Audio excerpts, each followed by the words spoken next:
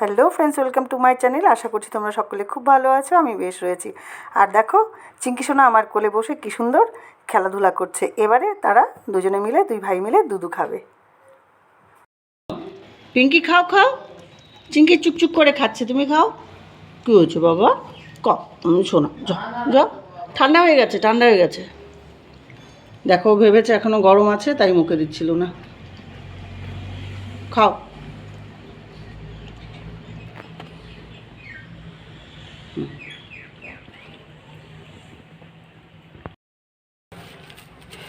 দেখো, হাওয়া হয়ে ঝড় হয়ে সিঁড়িতে এত নোংরা হয়েছে। আর লোকে বলে আমার নাকি কাজ নেই, আমি নাকি কাজ করি না, সারাদিন কাজ করে করে মরে যাই। এবার দেখো, সিঁড়িটা একটু ক্লিন হয়েছে। এবারে এগুলো সব পরিষ্কার করে জায়গাগুলো সব ধোয়াতে হবে। বৃষ্টি ঝড় হয়ে একদম যাচ্ছে তাই হয়ে গেছে। দেখো, আমার এই পরিমাণ কাপড় আছে, এক গামলা কাপড়। এই দেখো, তো এই কাপড়গুলো আমি এখন ধুয়ে নেব বলে আমার বর আজকে রান্না করছে। তো তোমাদেরকে আমি দেখাচ্ছি আমার বর যে রান্না করছে, কিন্তু কোনো আওয়াজ করা যাবে না, আওয়াজ করলে ও রেগে যাবে।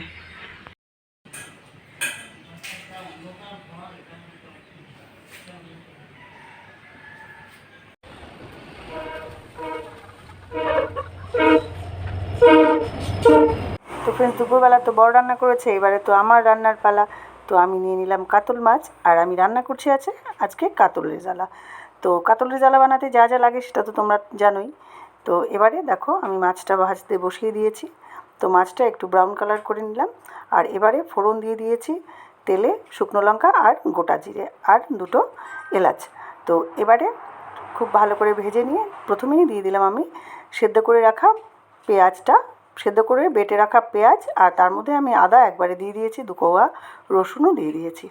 তো এবারে এটা ভালো করে ভাজা হওয়ার পর এখানে দিয়ে দিলাম চারমগজ আর কাজু বাটাটা। তো এটাও দিয়ে খুব ভালো করে নাড়িয়ে বেশ এটাকে বেশ কষিয়ে নিলাম। কষিয়ে নেওয়ার পর এখানে আমি স্বাদ মতো নুন ও মিষ্টি দিয়ে দিয়েছি। তোমরা জানোই এই রান্নাটাতে কখনোই হলুদ পড়ে না, লঙ্কার গুঁড়ো পড়ে না। তো এটা থেকে দেখো তেল ছাড়তে শুরু করেছে। তো এবারে এটা আরও কিছুক্ষণ সময় আমি কষিয়ে নিয়ে এবারে এখানে আমি দই দিয়ে দিলাম। তো দই দিয়ে আরও বেশ কিছুক্ষণ নাড়াতে থাকলাম, আর দইয়ের ধোয়া বাটিটার জলটাও আমি দিয়ে দিলাম। তো এবারে দিয়ে দিলাম এখানে মাছ, যে পিস মাছ ভাজা ছিল সব কটা এখানে দিয়ে দিলাম। তো এটা দিয়ে কিছুক্ষণ সময় ঢেকে রাখলাম। সুন্দরভাবে আমার মাছের ঝোলটা ফুটতে শুরু করেছে, আর দেখো তৈরি হয়ে গেছে আমার টেস্টি কাতল রেজালা। তো বন্ধুরা, কেমন লেগেছে অবশ্যই জানিও আমার কাতল রেজালাটা। যদি তোমাদের ভালো লেগে থাকে তো অবশ্যই একটা লাইক করো, কমেন্ট করো, শেয়ার করো। সবাই সুস্থ থেকো, ভালো থেকো।